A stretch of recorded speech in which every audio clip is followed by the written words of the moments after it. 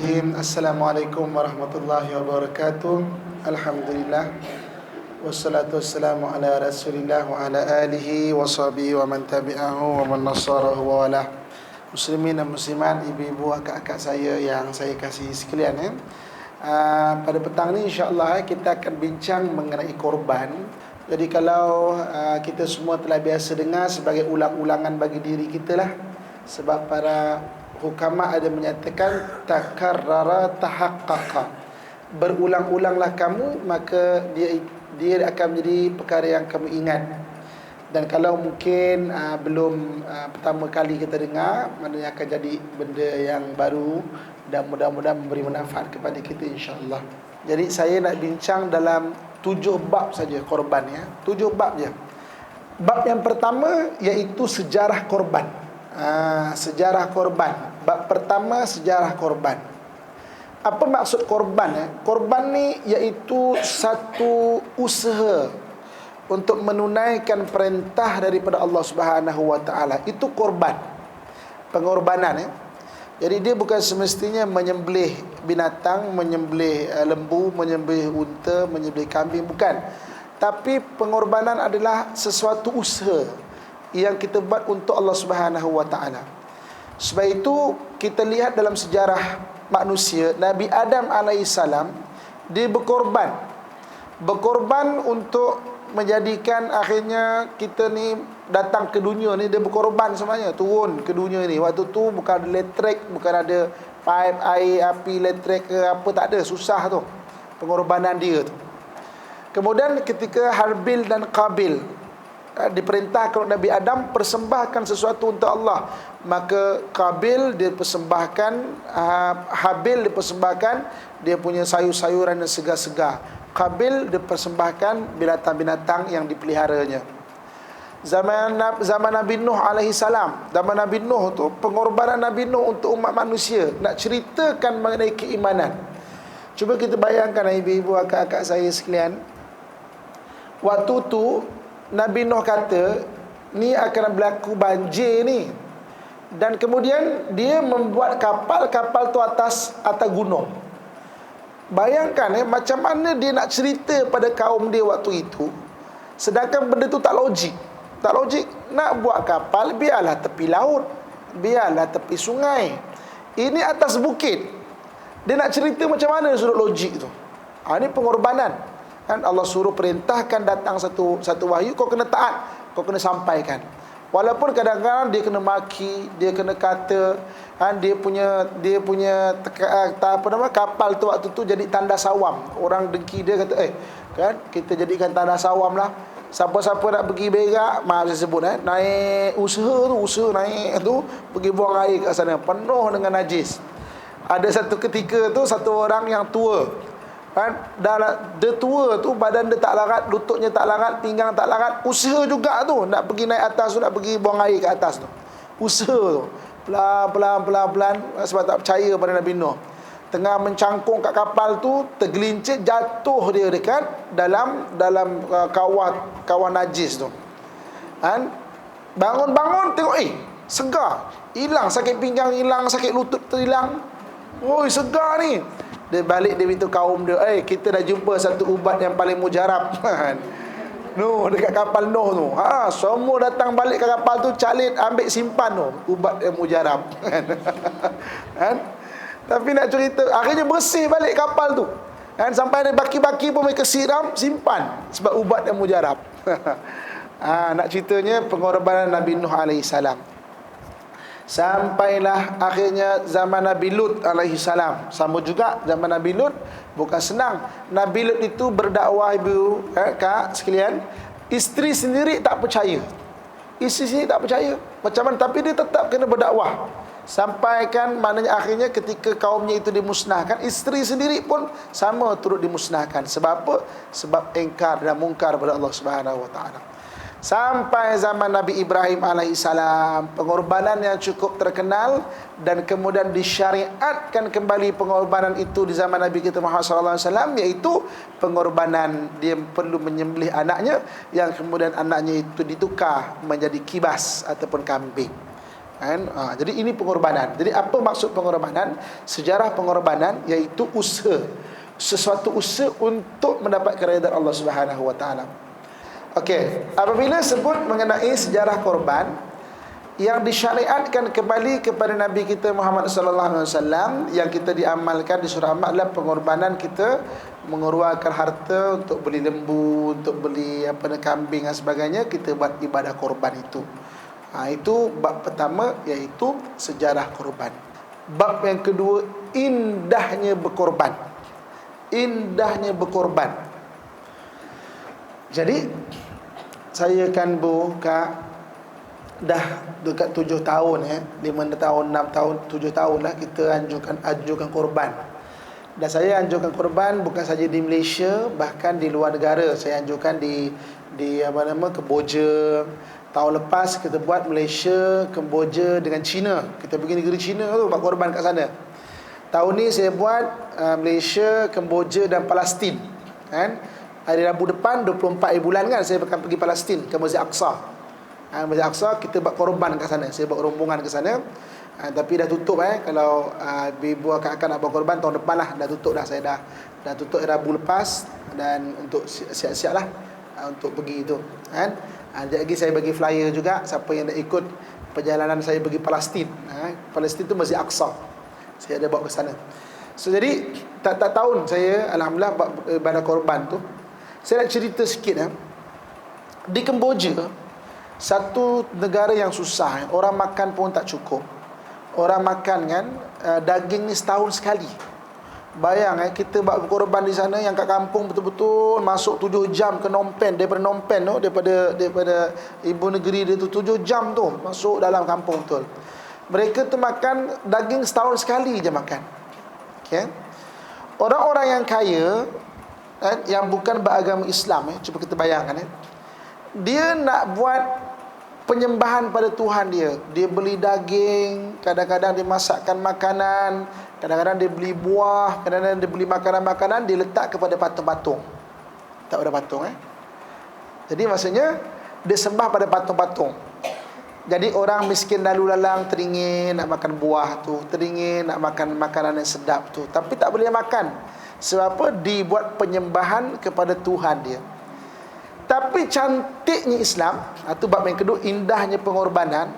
Islam ni agama daripada Allah untuk manusia, dan kebaikan pulang kepada manusia balik.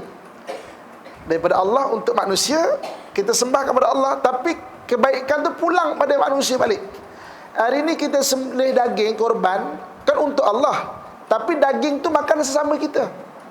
Kita tak tinggal kat mihrab masjid. Kita kata ini korban, tinggal kat mihrab masjid. Ataupun kita kumpul kalau letak kat Kaabah sampai busuk. Ataupun mungkin kita hanyutkan kat sungai-sungai. Ataupun kita letak kat bukit-bukit, kat gua-gua. Tidak. Agama daripada Allah untuk manusia, kebaikan pulang balik pada manusia. Indahnya Islam. Hari kan kita berkorban.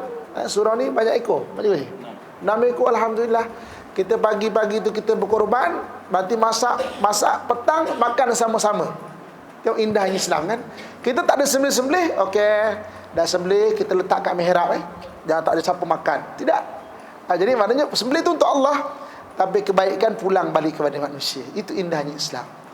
Apa-apa juga ibadah kan, kita nak bayar zakat, kita tak buang duit kita dekat Sungai Kelang ke, ni untuk engkau Tuhan kita buang. Tak. Kita nak bayar zakat untuk Allah Subhanahu wa taala, tapi bagi zakat tu pada siapa? Pada fakir miskin, pada orang yang memerlukan, pada orang sakit. Tengok indahnya Islam Indahnya Islam.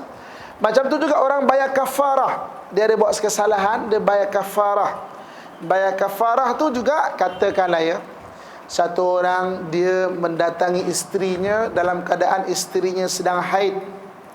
Dan kadang-kadang pengantin baru, isteri tengah haid pun, adanya dia mendatangi isteri tengah haid, maka kafarahnya sekali perhubungan kena bagi makan fakir miskin, satu orang fakir miskin. Dia tidak buat salah pada Tuhan, ya Allah ampun Tuhan, kita sembahkan makanan tu dekat mihrab, kita tinggal. Tidak. Kita cari fakir miskin, kita belikan makanan, dan dia makan kenyang. Ketika itu pahala tu boleh dekat kita. Tahu Itu indahnya Islam. Islam dia bukan agama yang maksudnya memang agama daripada Allah, kan? Kebaikannya itu pulang kepada manusia balik.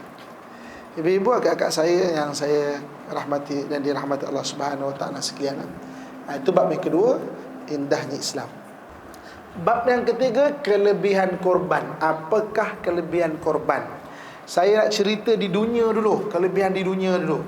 Kadang-kadang setengah-setengah ustaz dia highlight kelebihan akhirat semata-mata. Ada orang kata akhirat jauh lagi tak nampak, kan? Kita nak cerita kelebihan di dunia dulu. Dalam Al-Quran surah Al-Kawthar, surah Al-Kawthar Allah cerita mengenai kelebihan korban. Apa kata Allah Subhanahu wa taala? A'udzubillahi minasyaitonir rajim. Inna a'tainakal kautsar. Sambung. Sambung. Alhamdulillah. Banyak kita hafal surah-surah lain. Kadang-kadang setengah-setengah orang hafalnya cuma qul huwallahu ahad dengan qul a'udzu birabbinas saja. Kalau sembahyang tu asyik qul huwallahu ahad, wallahu ahad. Kalau sembahyang mengimamkan cucu dah boleh faham dah. Kejap lagi Tok Wan nak baca surah qul huwallahu ahad lah ni kan. Waladdallin. Tapi hari ni tak kot. Amin. Bismillahirrahmanirrahim. Qul huwallahu ahad. Kena betul lah, kena betul. Cucu kita boleh cam dah surah apa nak baca. Okey, kita balik pada surah ini ya. Kelebihan korban. Bab ketiga, kelebihan korban. Kelebihan korban ini kata Allah Subhanahu wa taala, "Inna a'tainakal kautsar." Sesungguhnya kami wahai Muhammad mengurniakan kepada engkau al-kautsar, kelebihan yang banyak. Kan? Ada ulama tafsir mentafsirkan al-kautsar sebagai telaga Kautsar. Ada ulama tafsir yang mentafsirkan al-kautsar sebagai kelebihan yang banyak. Kak, kalau hari ini kita mempunyai kelebihan yang banyak, maka apa kata Nabi sallallahu alaihi wasallam? Kullu dhi ni'matin mahsudin. Setiap orang yang ada nikmat mesti kena hasad dengan orang lain. Kalau kita ni ada nikmat, kita terdedah dengan hasad dengki orang lain. Hari ni kalau anda kata kita ada harta, ada orang akan dengki kat kita, tak puas hati. Ini Nabi sebut orang yang ada nikmat dia mesti kena hasad dengan orang lain. Adalah ada orang tak suka itulah, tak suka ni lah. Hari ni kalau anda kata kita ni maknanya pakaian kita pakaian yang bagus-bagus, ada orang dengki nanti. Macam tu seorang ada tudung berbeling sana beling sini, kita pun ada lah kan. Ada orang dengki, ada orang tak puas hati. Hari ni kita datang ke kelas ni pun ada mungkin antara kita ada orang tak senang hati. Macamlah bagus sangat, macamlah alim sangat tu betul kan. Kadang-kadang mungkin suami kita, ada orang kadang suami dia tak menyokong dia datang kelas. Sebab dia balik-balik suami dia takut nanti dia melawan balik kan. Betul ke siapa ustaz orang belajar tu? Ada tauliah ke tu? Ustaz Muhammad betul ke Ustaz Muhammad tu kan? Jadi kan ada orang tak suka kita datang belajar pada. Sebab Nabi sebut kullu dhi ni'matin mahsudin. Biasanya orang yang ada nikmat akan dihasad. Jadi Allah sebut inna a'tainakal kautsar, sesungguhnya kami mengurniakan engkau kebaikan yang banyak Muhammad. Maknanya ada kebaikan banyak, ada orang dengki. Macam mana nak berhadapan dengan orang yang mendengki kita, ataupun macam mana nak berhadapan orang yang berhasad dengki dengan kita? Nabi Allah sebut fasalli li rabbika wanhar. Dirikan sembahyang. Sembahyang jaga betul-betul, buat betul-betul sembahyang, dan buat ibadah korban. Sembahyang buat betul-betul dan ibadah korban buat betul-betul. Kalau boleh tiap-tiap tahun kita buat ibadah korban. Barang siapa yang menjaga solat dan juga dia membuat ibadah korban, kata Allah Subhanahu wa taala, inna syani'aka huwal abtar. Orang yang mendengkimu itulah orang itu yang akan binasa. Ini salah satu cara untuk memagar diri kita. Salah satu cara untuk kita kawal diri kita. Kita pagar diri kita daripada hasad dengki orang lain. Maknanya jaga sembahyang, banyakkan sembahyang, betul-betul sembahyang, dan tiap-tiap tahun buat ibadah korban kalau mampu. Maka inna syani'aka huwal abtar. Orang yang mendengkimu itulah orang itu akan binasa. Kita pesan pada anak kita, kau baru berniaga ni, Walaupun berniaga burger, orang Melayu ni berniaga burger pun kena dengki kadang-kadang. Padahal berniaga burger tu bukanlah banyak sangat, pun kena dengki kat orang. Kena santau lah, kena santet lah. Saya pernah tanya, apa beza santau dengan santet? Ada beza ustaz, ada beza tu, ada beza tu. Kena buat itulah, kena buat ini, padahal jualnya burger je. Kita pesan kat anak kita, kau jual burger tu, kau kena jaga solat, dan nanti kumpul duit untung sikit-sikit tu, tiap tahun cuba beribadah korban. Orang yang membencimu, maka orang itu akan binasa. Allah pagar, Allah pelihara, Allah pelihara diri kita tu. Buat korban dan juga banyakkan jaga sembahyang. Kita pesan pada suami kita, maklumlah suami kita mungkin lepas pencen nak mula-mula berniaga, takut ada orang dengki. Kita tak tahu orang dengki, kadang-kadang dia, orang Melayu ni kalau dengki, dia tak macam orang Arab. Orang Arab kalau dengki, memang dia tunjuk betul depan-depan. Muka masam, tak mau tengok muka kita, tak mau tengok muka kita, nak jumpa kita paling. Orang Melayu ni depan senyum, bukan main lebar lagi kan. Ya Haja, ya Haja, ya betul, terima kasih Haja. Kita berpaling, apa punya Haja. Atau orang Melayu depan dia bukan baik lagi. Kita tak tahu. Orang yang dengki kita, sekiranya kita tak tahu. Jadi Allah kata apa? Fasalli li rabbika wanhar. Dirikan sembahyang dan berkorbanlah. Inna syani'aka huwal abtar. Orang yang membencimu, orang itu akan binasa. Ini kelebihan di dunia. So pesan pada anak kita, terutama anak kita kan baru-baru kerja kan, takut orang dengki itu ini, cuba kau kumpul pelan-pelan sikit-sikit. Kau tak cukup, kau beritahu mak, nanti mak tolong tambahkan. Sekali hujung tahun nak korban besok, mak tolong tambahkan mak, saya ada RM20 aja. Banyaknya mak kena tambah. Aja ada kumpul sikit supaya apa, dia boleh buat berkorban untuk pelihara diri dia, untuk pelihara keluarga dia. Itu kelebihan di dunia. Kelebihan di akhirat pula. Apakah kelebihan di akhirat?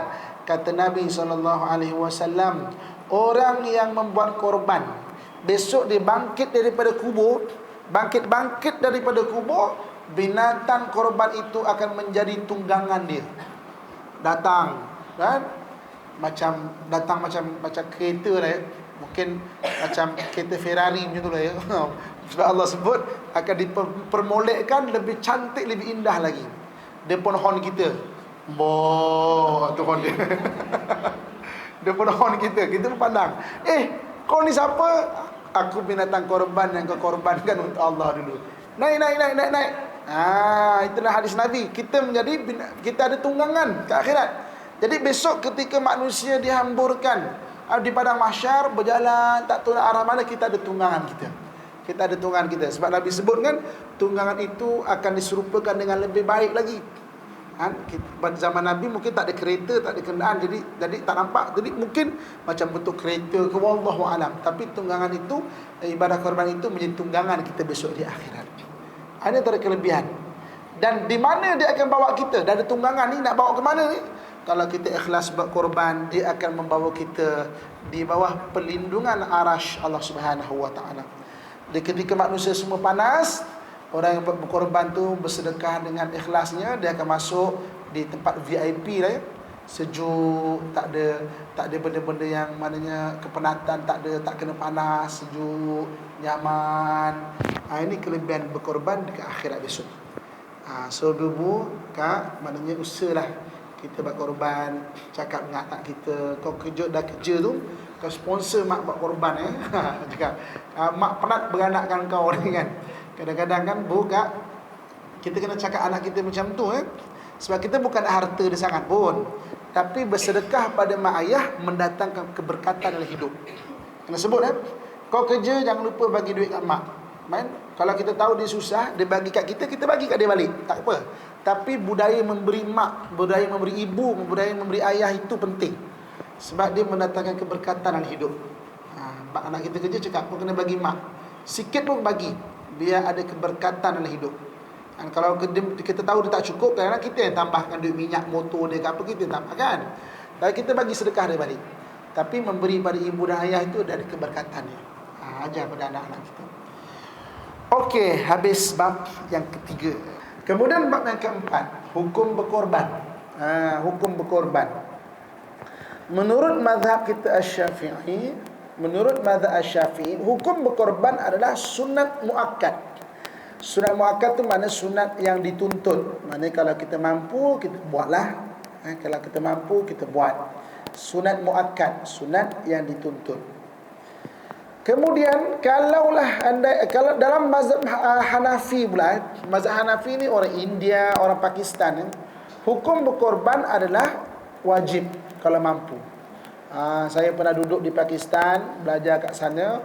Dekat sana tiap-tiap rumah memang buat korban. Dia bukan buat kat masjid dah, tiap-tiap rumah ada tu buat.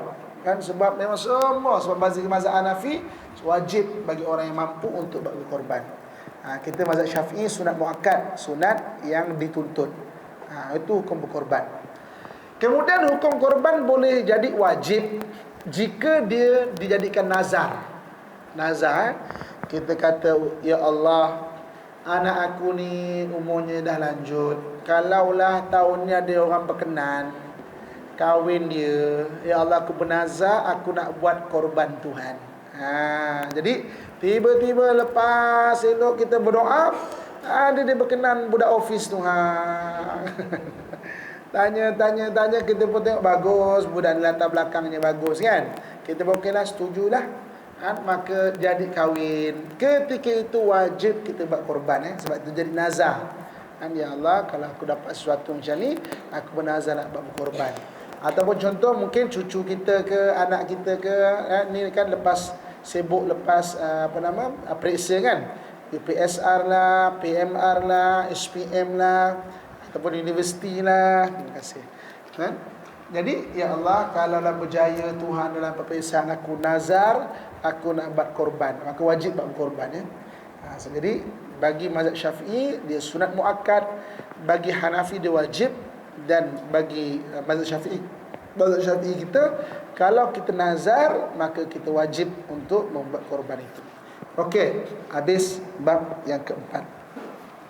Yang kelima, kita pergi pada yang kelima. Binatang korban.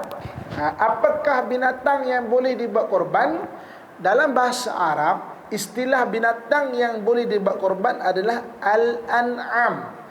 Al-an'am. Di dalam Al-Quran dia ada surah Al-An'am kan? Al-An'am. Jadi Al-An'am ni apa?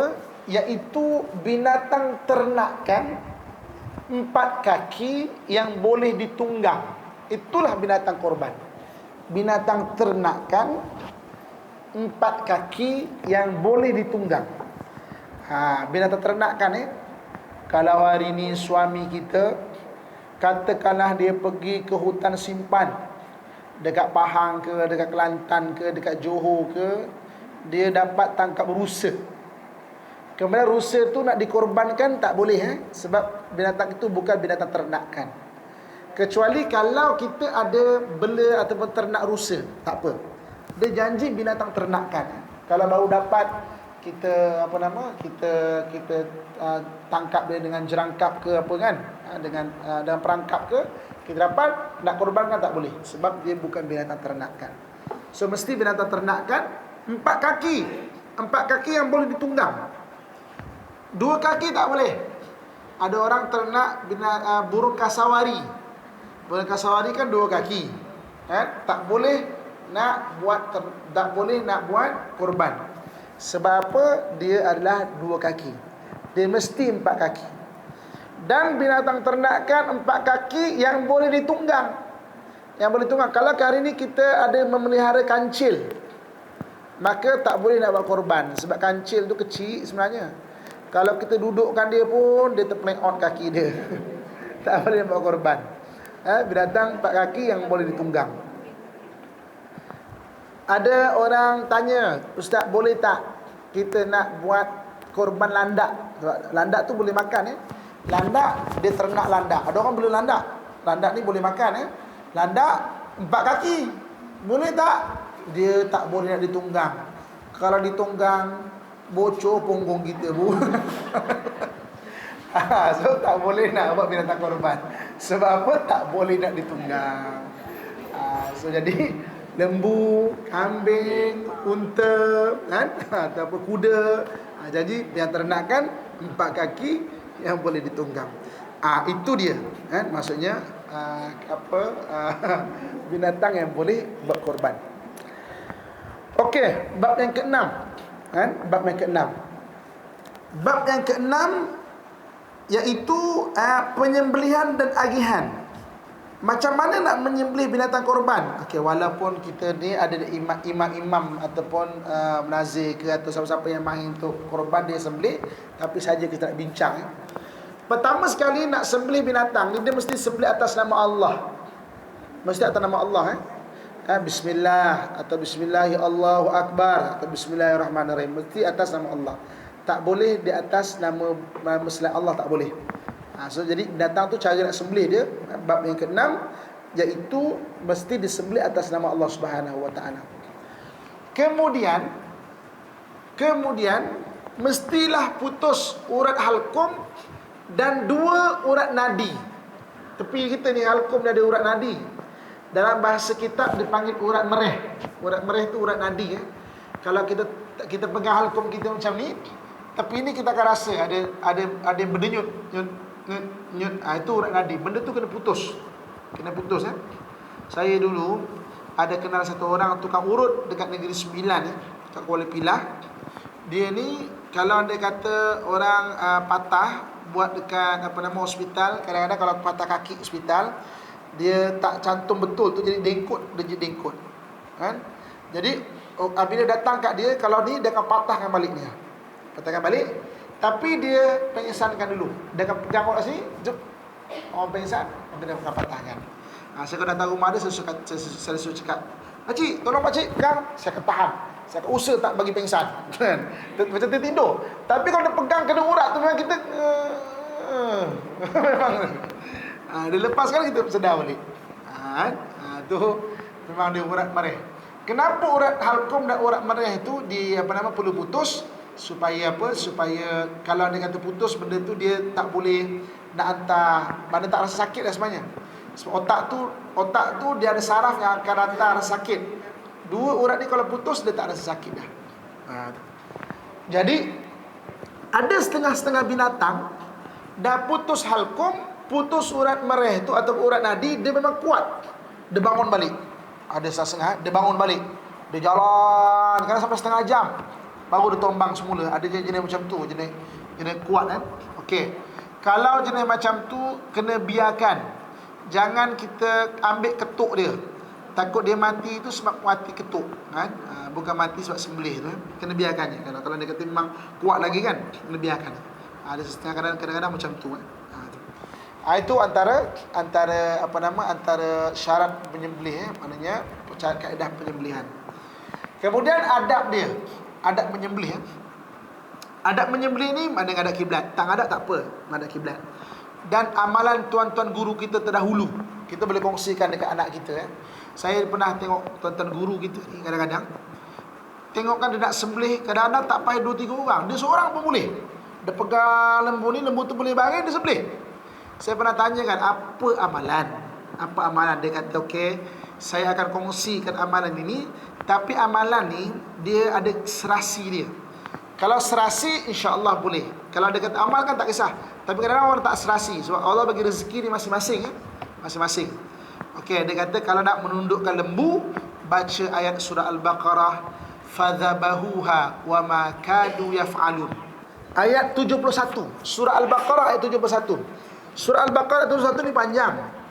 Dia pada wakaf yang terakhir, wakaf terakhir dia mula dengan fadhabahuha wa ma kadu yaf'alun. Fadhabahuha wa ma kadu yaf'alun. Kan? Ayat 71. Okey. Ayat 71. Ini amalan yang saya dapat dari tuan-tuan guru kita. Sebab saya pelik kadang-kadang tuan-tuan guru kita ni, dia tak ada macam kadang-kadang kita kan. Ikat lembu tu dengan lari lah kan. Dia pelik, lembu tu jadi lembut, dia boleh tundukkan lembu tu. Saya tanya apa amalan tuan? Dia kata okey, amalkan ayat 71 surah Al-Baqarah tu. Dia wakaf yang terakhir. Fadhabahuha wa ma kadu yaf'alun. Siapa tahu kita serasi. Ada kadang-kadang amalan ni serasi Macam saya pernah belajar pondok dulu kat Lubuk Tampah kan. Ada setengah-setengah amalan memang serasi. Tok guru tu memang ajar semua. Contoh macam saya dapat amalan ni, melepaskan ni tulang. Kadang-kadang saya tak percaya tau, tapi satu hari saya lekat tulang, dia buatkan air, mana minum air ni. Saya pernah makan apa nama, nasi kepal kan. Nasi kepal tu nak tercekik-cekik tak lepas-lepas juga kan. Dia buatkan air, tidur. Pagi esok minum bismillahirrahmanirrahim, pagi esok memang lepas semua tulang. Dia bagi amalan tu, tapi amalan tu tak serasi. Saya buat tak jadi. Dia bagi amalan berhentikan darah, itu serasi dengan saya, alhamdulillah. Kalau ada luka kan, dia apa nama, baca tu memang tekap kan berhenti. Amalan tu banyak. Kadang-kadang ada yang serasi yang kita. Macam saya yang berhenti darah tu alhamdulillah, insya-Allah berhenti darah tu memang serasi lah. Tapi yang lekat tulang tu saya amalkan tak serasi. Tak jadi kan. Tak jadi. Macam tu juga ayat ni, siapa tahu serasi pada anak kita ke suami kita ke, kita kongsikan. Kan bacakan kan. Insya-Allah kalau pegang lembu tu, baca lembu tu tunduk insya-Allah. Fadzabahuha wa makadu yaf'alun. Itu antara kaedah lah menyembelih. Itu amalan tuan-tuan guru kita terdahulu. Okey. Kemudian dalam bab yang ke-6 juga, iaitu agihan daging. Agihan daging tak ada masalah. Kita boleh makan sama-sama ataupun bagi-bagi sama-sama. Agih-agihkan lah ya, daging dengan baik. Kita boleh juga harus untuk memindahkan daging ke tempat lain. Contohnya katakanlah satu masjid kadang-kadang masjid kadang-kadang macam kat Shah Alam kan, sampai 40 ekor. Sampai 40 ekor. Masjid ada satu saya bagi ceramah kat mana tak? Masjid lagi sampai 40. Masjid 1040 kan. Satu surau tu sampai 20 lebih. Kat Shah Alam kan. Orang yang nak mengerjakan pun kadang-kadang tak ramai. So daging tu biasanya akan bagi pada sekolah-sekolah tahfiz. Dia telefon daripada Kuala Selangor ke apa kan. Jadi hukum memindahkan daging ke tempat lain harus, boleh, tak ada masalah. Kadang-kadang kalau macam surau yang memang tak banyak dan ahli Qadah tak banyak, okey, boleh agi-agikan sesama kita. Ini yang sampai 40 ekor, yang sampai 20 lebih, yang 30 lebih kadang-kadang. Jadi daging tu lebih, kita boleh agi-agikan, boleh pindahkan ke tempat yang jauh daripada kita, boleh, harus hukum ya. Kalau kan lebihan korban diagihkan kepada sekolah tahfiz ke mana-mana, diagihkan tu, sembelih tu atas nama peserta. Sembelih tu atas nama peserta. Cuma bahagian tu tak kisah nak sedekah mana-mana, tahfiz ke apa ke, tak kisah. Dan dia boleh disimpan sebenarnya. Kalau kita ada peti ais besar kan, simpan untuk kadang-kadang sekolah tahfiz ni untuk kadang-kadang sebulan punya makanan. Sebulan punya makan kan untuk dia tu. Kan boleh Okey, yang terakhir, bab yang terakhir, membuatkan korban untuk orang lain. Membuat korban untuk orang lain, apakah hukum dia? Okey, bab yang terakhir, membuatkan korban untuk orang lain, hukumnya harus kita nak buatkan untuk anak kita, pakai harta kita boleh. Kan, untuk suami kita, untuk mak ayah kita, boleh harus. Hukum dia membuatkan korban untuk orang lain. Walaupun tak payah beritahu dia. Sebab satu ekor lembu dia ada 7 bahagian, kita pun kata ada duit lebih sikit ni, maklum lah ya, EPF baru dapat kan. Kita bayarkan untuk anak kita ke, boleh, tak ada masalah, harus hukum dia. Dan juga hukum membuat korban untuk orang telah meninggal, ada khilaf kan? Hukum membuat korban untuk orang meninggal, ada dua pendapat. Satu pendapat kata tak boleh, ada salah ustaz kata tak boleh. Sebab hadis Nabi sebut, idza mata ibnu adam inqata amaluhu illa min thalathah. Jika mati anak Adam, terputuslah amalannya kecuali 3 sahaja: ilmu bermanfaat, sedekah jariah, dan anak soleh yang mendoakan. Jadi dia kata tak boleh dah, sebab hadis ni kata dah terputus amalan dia. Tapi ada pandangan yang kedua, boleh. Kenapa dibaca hadis ini, jika mati anak Adam terputuslah amalannya. Si mati tu memang tak boleh buat apa-apa amalan. Tapi kita orang yang hidup mensedekahkan boleh. Sebab itu ada ganti puasa untuk orang meninggal, ada badal haji kan, badal haji. Kenapa orang yang boleh buat kan? Maknanya korban juga boleh. Maksudnya itu pendapat yang kedua. Ada pendapat kata tak boleh, ada pendapat kata yang kedua boleh. Kemudian pendapat yang kata boleh ini juga, dia membacakan sama hadis yang diriwayatkan oleh Tirmizi, iaitu Sayyidina Ali karamallahu wajhah membuatkan korban untuk Rasulullah walaupun Rasulullah telah meninggal, walaupun Rasulullah telah wafat. Rasulullah wafat kan pada tahun 10 Hijrah. Sayyidina Ali wafat pada tahun 39 Hijrah. Bermaksud 29 kali Sayyidina Ali buatkan korban untuk Nabi walaupun Nabi telah wafat. Kan? Ini ada hadis yang kata boleh lah. Ada yang kata keras yang tak boleh, ada yang kata boleh. Oleh bagaimanapun pendapat saya pendapat saya boleh untuk buat, niatkan untuk orang telah meninggal tu boleh berdasarkan dari dalil yang kita sebut tadi lah. Ada sahaja kata tak boleh pun, kalau nak ikut tak boleh pun tak apa. Sebab dua-dua tu dia punya dalil kuat kan. Bagi saya boleh. Sebab kalau kita lihat ada membuatkan ganti puasa ada kan. Apa itu ya, badal haji ada. Mana sampai juga orang telah meninggal kalau kita buatkan. Yang disebut dalam hadis ini adalah mati adalah terputus amalannya. Nya tu nya si mati. Si mati sendiri-sendiri nak buat tak boleh. Si mati sendiri-sendiri nak buat tak boleh. Sebab itu ulama kita kata, kalaulah datang ke dalam mimpi kita orang yang telah meninggal, maka dia memberi salam, maka itu bukan orang itu. Kan? Itu bukan orang itu. Sama ada malaikat yang menyerupa ke, nak bagi tanda kat kita. Sebab orang yang telah meninggal dia takkan boleh buat apa-apa amalan. Bagi salam itu merupakan satu amalan. Kan? Sebab tu kalau tak tahulah ibu-ibu, kakak saya kalau mungkin pernah mimpi orang telah meninggal, cuba kita ingat balik. Biasanya dia berpesan saja. Dia tak ada bagi salam ke apa ke biasanya. Sebab orang yang telah meninggal memang terputuslah amalannya. Mana tak boleh buat apa-apa amalan kecuali 3 saja. Jadi ibu-ibu, akak-akak, tuan-tuan yang dirahmati Allah sekalian, habis 7 bab cukup kita bincang 7 bab saja. Yang pertama kita telah bincang sejarah korban. Yang kedua kita bincang indahnya pengorbanan.